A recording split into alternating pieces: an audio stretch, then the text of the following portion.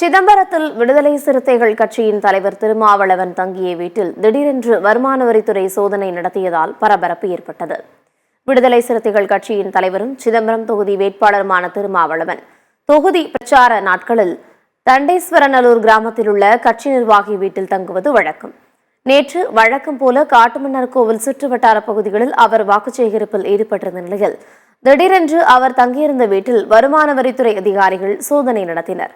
கடலூர் வருமான வரித்துறை உதவி ஆணையர் பாலமுருகன் தலைமையிலான 7 பேர் கொண்ட குழுவினர் சோதனை மேற்கொண்டனர்.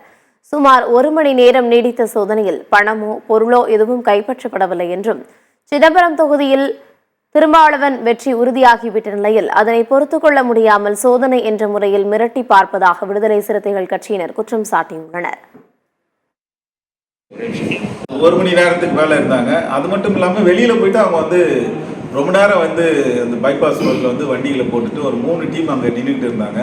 ஒரு டீம் போய் இன்னொரு டீம் அப்படின்னு சொல்லிட்டு அவங்களே கூப்பிட்டு கேட்ட ஒரு 3 ஆஃபீஸர் ஹிந்தி பேசிக்கிட்டு 2 ஆஃபீஸர் இருந்தாங்க. அதில் அவங்கள கூப்பிட்டு நானே விசாரிச்சேன். கேட்ட பிறகு அவங்க ஒன்றுமே பேசலை.